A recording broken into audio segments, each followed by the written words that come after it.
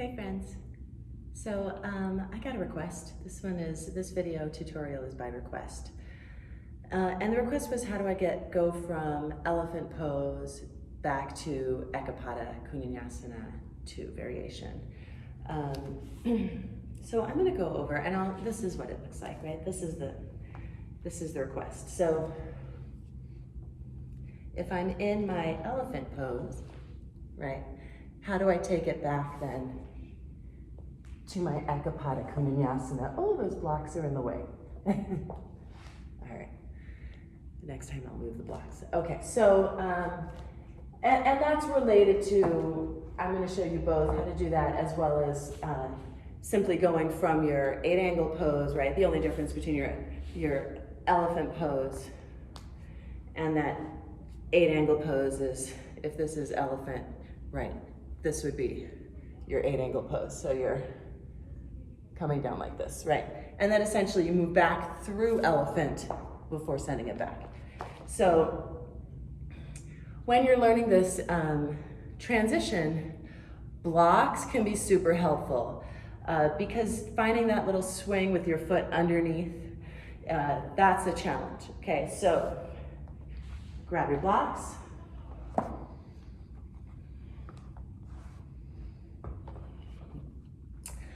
And one of the things that is important to remember when you're moving from when you're lifting up into your elephant pose is that you actually want your hips to move back a little bit, and I'll show you what I mean. So let me do the other side. Make sure I'm nice and even. So it's helpful. Can you do it without your knee getting all the way over your shoulder? Yes, you can. It's a little bit harder, to be honest. So this is one of those areas where flexibility actually takes some of the burden off of strength. You're gonna bring that knee over your shoulder, plant your hands on your blocks, and then as you're pushing, right, and you're lifting, you're gonna send your hips back slightly. And this is true for a lot of different movements in yoga. It's very helpful when you're working on your core strength, like you're learning how to do your jump backs through your arms, right? To be able to lift and scoot those hips back as you lift them, right? To round your spine and drag your heels and then come back, right?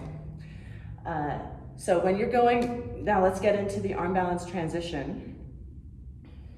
One of the most useful, right, you can do the work on this in a few steps.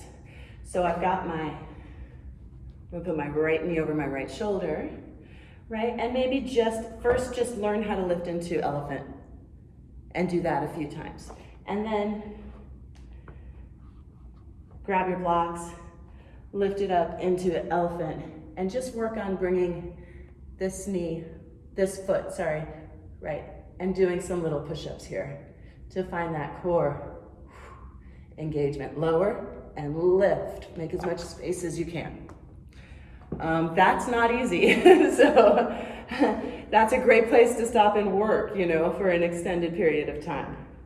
And then after you get that, right, so you can bring your foot underneath you, then there's the matter of sending it back. And this is where you have to understand the physics of Eka Pada Koundinyasana, where your upper body has to dive forward. It's a counterbalance to that long extended leg behind you. So after I lift it up,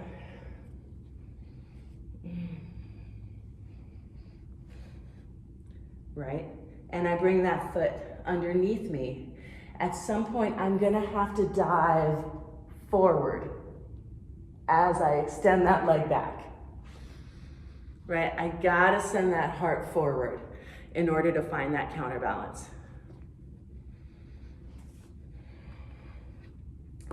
And then you can put it all together with your 8-angle pose after that, right?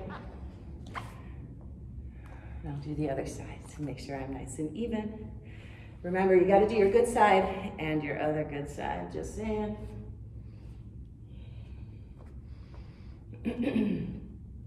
So if I lift it up into my elephant, I can find my 8-angle pose, back into my elephant, swing this right foot underneath, and then dive it forward and find my arm balance. Yeah? So I hope this helps. Always beneficial if you want to use socks on a wood floor, you can also sort of slide it back and get that idea that when you're sliding back, then you dive it forward. Let me know if you have any questions.